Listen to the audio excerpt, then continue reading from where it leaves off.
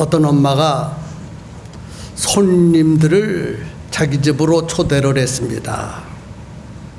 초대해 놓고 이 엄마가 주방에 들어가서 과일을 예쁘게 깎아서 접시에 예쁘게 담았습니다.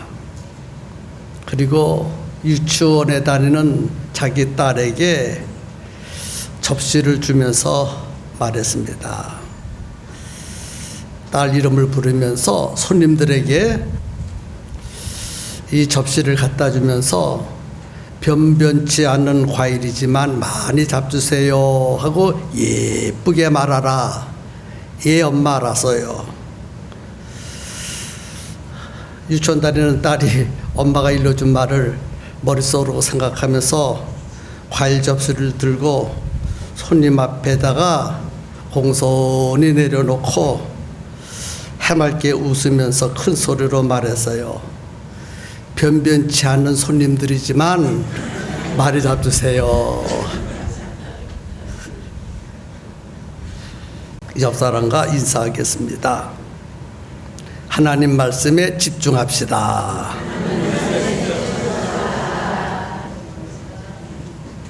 한 번 더 합시다. 쉬운 것이 아닙니다. 쉬운 것이 아니란 말이 뭐예요? 오늘 설교 제목이에요. 오늘 설교 제목이 뭐예요? 쉬운 것이 아니에요. 뭐가 쉬운 것이 아닐까? 여러분은 뭐가 쉽지 않다고 생각하십니까?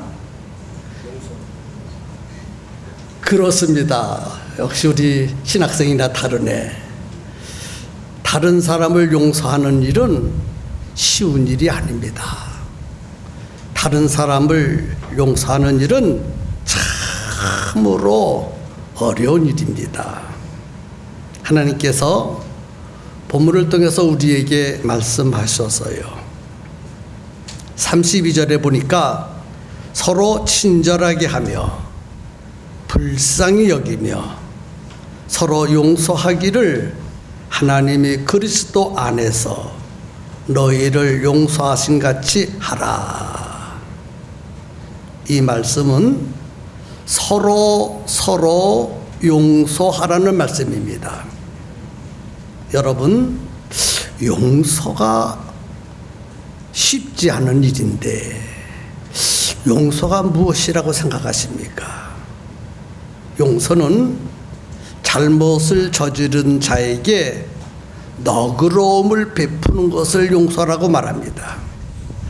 잘못에 대한 책임을 지우지 않고 그냥 감해주는 것을 용서라고 말합니다.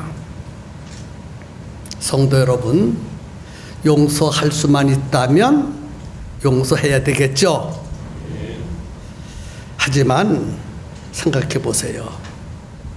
누가 나에게 아주 심각한 피해를 가했다면 어떤 책임도 지우지 않고 그냥 넘어가는 것이 과연 옳은 일일까요? 하나님께서 용서하라 했으니까 용서는 할 수 있습니다. 하나님이 용서하라 하셨으니 용서해야지요. 그러나 내가 입은 피해는 누가 보상해 줍니까? 아무런 책임도 지우지 않고 용서해 준다면 과연 그것이 옳은 일입니까? 잘못을 저지른 자에게 용서해 주면 그냥 아무 책임도 묻지 않고 용서해 준다면 그것이 그에게 유익한 것이 되겠습니까?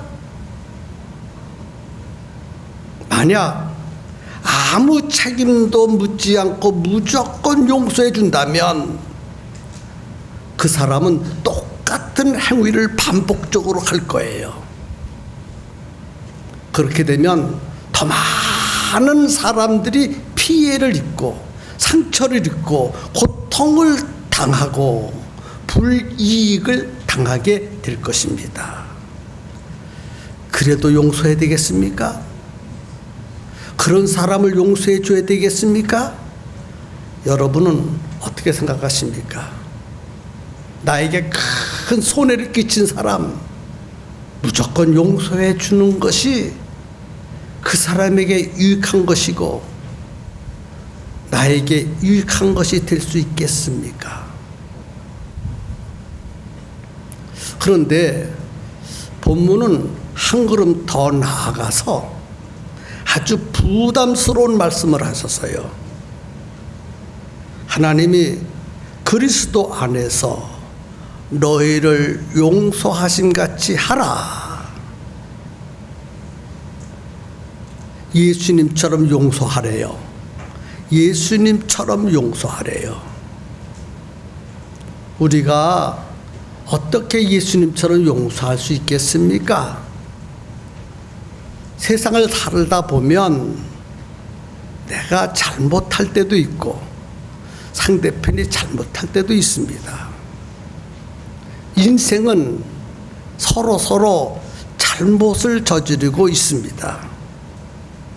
그런데 그 잘못을 저지른 자를 예수님처럼 용서하라 이렇게 말씀하셨어요. 예수님처럼 용서하는 것이 어떻게 용서하는 것이지요? 여러분 어떻게 생각하십니까? 예수님처럼 용서하는 것이 어떻게 용서하는 것이라고 생각합니까? 누구든지 용서하라는 말이에요. 누구든지 용서하라. 내게 큰 피해를 주었어도 용서하라는 거예요. 용서. 원수라도 용서하래요. 원수 갚지 말고 용서하래요. 원수 안 갚는 것 많아도 되는데 용서까지 하래요. 어떻게 누구든지 용서할 수 있고 또 원수까지라도 용서해 줄 수 있겠습니까? 용서할 때는요, 어떤 대가를 바라지 않고 용서하래요. 예수님은 우리를 용서할 때 어떤 대가를 바라지 않고 용서해 주셨어요. 여러분, 세상에서의 용서는 무엇인지 아십니까? 형사상 합의로 대가를 받고 내게 손해를 끼쳤으면 그 손해 끼친 대가를 받고 용서를 해 줍니다. 세상의 법이에요. 그런데 예수님처럼 용서하라는 말은 세상 법과 같이 대가를 받고 용서해 주라, 그렇게 용서해 주라 하는 말이 아니라 대가를 받지 말고 용서해 주래요. 그러니까 용서는 쉬운 것이 아니에요. 어려운 거예요. 용서가 이렇게 어려워요. 또 예수님처럼 용서하라고 하는데 예수님처럼 용서하는 것이 뭘까? 목숨까지 내어주면서 용서하는 거예요. 뭐까지 내어줘요? 잘못된 사람을, 나에게 잘못한 사람을 용서하기 위해서 자기 목숨까지 내놓는 사람 있습니까? 그런 일이 가능하겠습니까? 그런데 예수님은 그렇게 용서하셨어요. 우리를 용서하실 때 예수님과 우리 사이는 원수지간이에요. 맞지요? 그런데 예수님은 원수인 우리를 용서하실 때 당신의 목숨을 십자가에 내어주면서까지 용서해 주셨어. 내가 너희들을 그와 같이 용서해 준 것처럼 너희도 용서해 줘라. 얼마나 부담스러워요. 참 부담스러워요. 내 목숨까지 내어주면서 내게 잘못한 사람을 용서해 준다고 하는 것은 얼마나 부담스럽고 얼마나 어려운 일인지 모릅니다. 참 용서라는 것이 이렇게 힘들어요. 용서하라, 용서하라, 용서하라 하고 말하고 있지만 당신은 용서했느냐는 거예요. 당신도 용서하지 못하면서 용서하라고 자꾸 말하거든요. 사람들은 용서해줘, 그냥 용서해줘, 그냥 용서해줘. 당신 같으면 용서하겠냐는 거예요. 당신 같으면. 당신도 용서하지 못하면서 왜 다른 사람 용서하라고 강요하는 겁니까? 자기도 용서하지 못하면서 자꾸 용서하래, 용서해 주래. 그런데 오늘 본문의 말씀은 용서하라는 거예요. 그래도 용서하라는 거예요.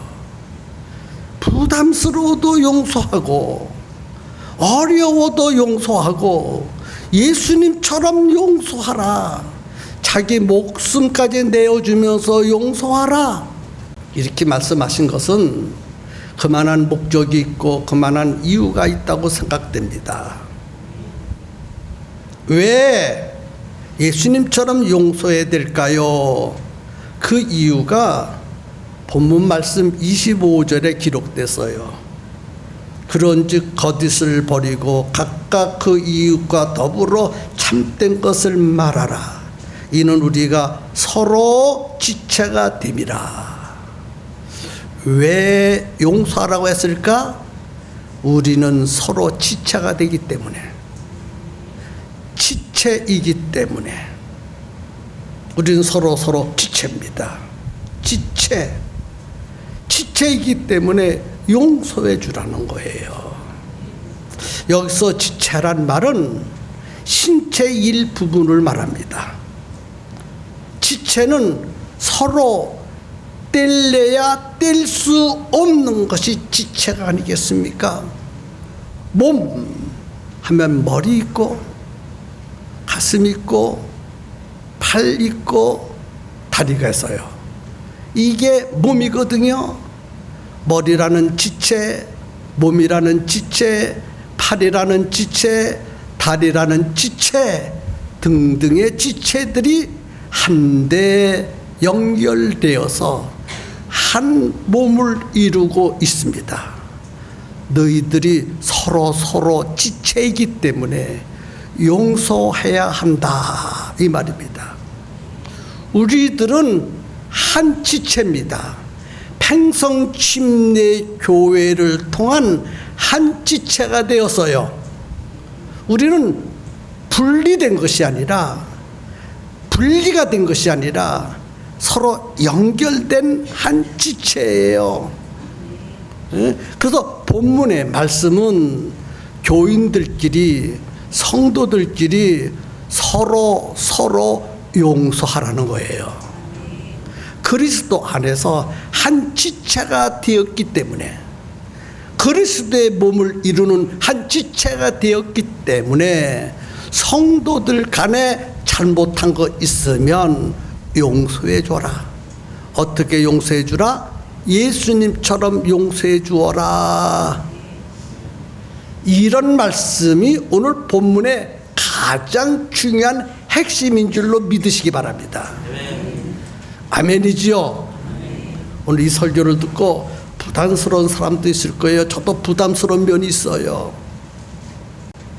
그런데 우리는 예수님의 몸, 팽성교회라고 하는 예수님의 몸의 한 지체로서, 각각 지체예요. 저도 목사이지만 저도 예수님 몸의 한 지체가 되고, 장로님도 예수님 몸의 한 지체가 되고, 권사님, 집사님 모든 분들은 각각 예수님의 몸의 한 지체이기 때문에 서로 이해하고, 서로 용서하고, 서로 사랑하고, 서로 도움을 주는 이런 교회가 건강한 교회고, 행복한 교회고, 예수님은 이런 교회를 만들기 위해서 오늘 쉬운 것이 아닌 용서를 하라, 이렇게 말씀하신 줄로 믿으시기 바랍니다. 그러므로 예수님처럼 용서해야 돼요. 예수님처럼 무조건 용서해 줘야 돼요.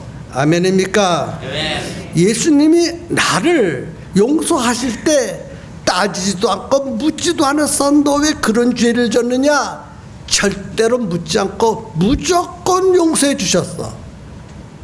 한 교회를 다니면서 성도들 간에 잘못을 하게 돼요. 말의 실수, 행동의 실수, 이런 실수들을 범할 때에 너 왜 나한테 그러냐? 내가 누군데? 네가 어찌 나한테 그럴 수가 있느냐? 너 말을 그렇게 해서는 안 되지. 왜 그렇게 말했냐? 따지지도 말고 묻지도 말고 무조건 용서해 주라는 거예요. 근데 용서하라고 얘기를 하고 있지만은 그 용서가 안 되거든, 이 마음속에. 그 용서는 어려워요, 쉬워요? 어려워요. 근데 예수님은 나를 용서해 주셨어요. 예수님으로부터 용서받았으니 우리 용서해야 되겠죠. 그래서 오늘 본문에 용서하는 방법을 가르쳐 주어서요, 용서할 때는요 즉시 하래요. 즉시. 26절에 기록돼서요, 분을 내어도 죄를 짓지 말며 해가 지도록 분을 품지 말라. 즉시 용서해 주라는 거예요. 해가 넘어가기 전에 용서해 주래요. 여러분, 용서하지 못하고 분을 쌓아두면 내가 무너집니다. 누가 무너져요? 내가 무너져요. 내가. 상대를 향한 분노는 마귀의 표적이 되기 때문에 그래요. 마귀의 표적. 마귀는요, 용서하지 못하고 분노를 품고 화를 내는 사람에게 표적을 삼고 역사한다는 거예요. 본문에 기록됐어요, 그런 말씀이. 27절에 마귀에게 틈을 주지 말라. 맞지요? 마귀에게 뭐를 주지 말라? 틈을 주지 말라. 마귀는 용서하지 않고 분을 품고 있는 자에게 표적이 돼가지고 죄를 짓게 만든다는 거예요. 그래서 용서는 어떻게 하라? 즉시 하라. 한번 할까요? 용서는 즉시 하라. 네. 용서할 자를 즉시 용서했으면 좋겠어요. 그 다음에 용서받은 자도 있죠. 용서받은 자. 용서해 주는 자가 있으면 용서받은 자도 있잖아요. 용서받은 자는 반복해서 죄를 짓지 말라는 거예요. 본문에 기록됐어요. 28절 29절을 읽어드릴게. 찾아보세요.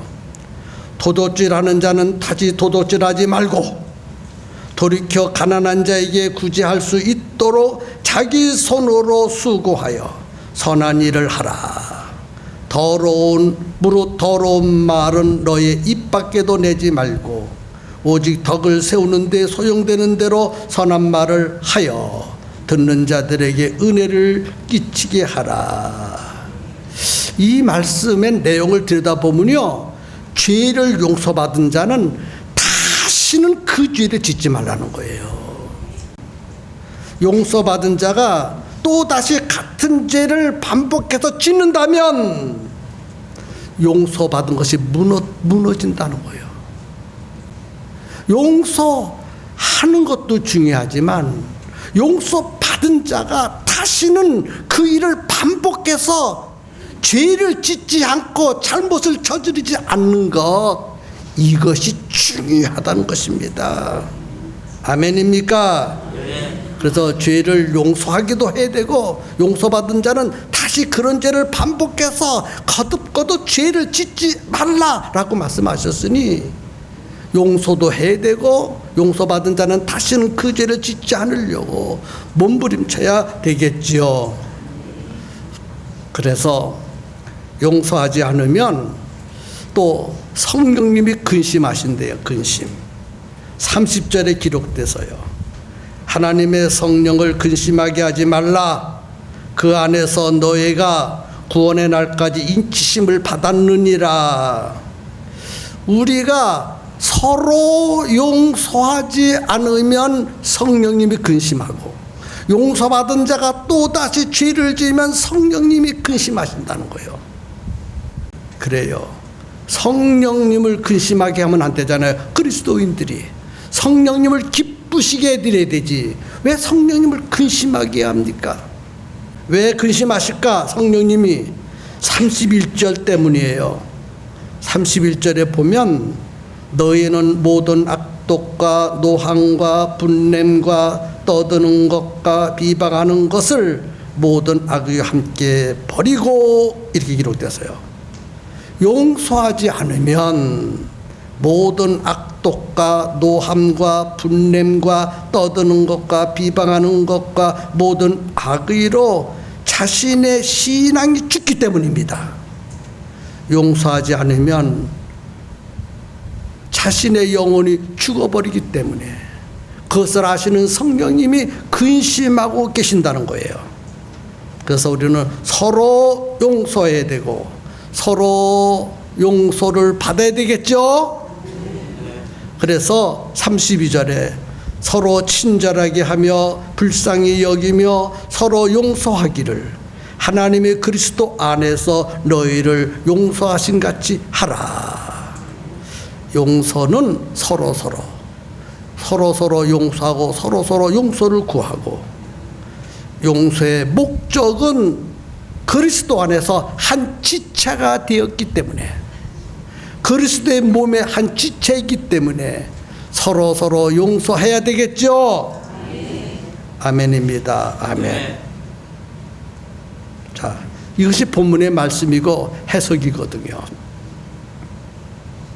아직도 한 교회를 다니면서도 용서할 수 없는 사람이 있습니까?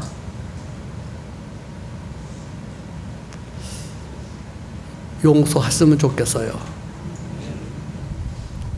용서하지 않으면 누가 근심해요? 성령님이, 내 안에 계신 성령님이 근심하고 계시고 탄식하고 계셔. 여러분, 용서하지 않으면요, 내 주변에 사람들이 없어. 그리고 용서하지 않으면요, 자꾸 말을 하거든요. 자꾸 뭐가 나쁘다, 나에게 무슨 짓을 했다, 자꾸 말해서 시끄러워. 주변에 자꾸 시끄러운 말들이 계속해서 일어나요. 용서하지 않으면요, 용서하지 않으면 내 주변에 파리만 들끓고 사람은요 멀리 떠나요. 빠이빠이 하고 떠나. 용서해 주세요. 용서는요 능력입니다. 용서는 지혜고, 용서는 힘입니다. 힘. 용서하지 않는 사람 주변에는 사람이 없지만, 용서하는 사람 주변에는 사람들이 모여들어요. 그 모여든 사람들이 힘이 되는 거예요. 모든 걸 수용하고 모든 걸 이해하고 모든 걸 용서하는 사람 주변에는요 항상 성도들이 들끓어. 여러분, 용서하는 것이 얼마나 큰 힘인지 모릅니다. 오늘 이 시간에 우리 모두 용서하지 못했던 성도들끼리 용서하고 용서받고, 또 용서받은 자는 다시는 그 사람에게 그런 죄를 반복해서 짓지 않도록 노력함으로 인해서 우리 교회가 사랑이 들끓고 감사가 들끓고 힘이 넘쳐나는 그런 멋진 교회가 되었으면 좋겠어요. 용서는 복받는 통로가 되는 거예요. 용서는 예수님께서 용서하심으로 하나님과 우리 사이에 화목이 이루어졌고, 예수님이 십자가로 우리의 죄를 용서해 주심으로 원수되었던 우리가 하나님의 자녀가 되었습니다. 바로 예수님의 용서로 이런 일이 이루어진 것처럼 용서는 복받는 통로가 된다는 사실을 아셔야 합니다. 그래서 용서할 때마다 복이 내게 하나씩 쌓이는 거예요. 그래서 우리 교회 성도들 이제 서로 용서하는 모든 교회로 만들어 갔으면 좋겠어요.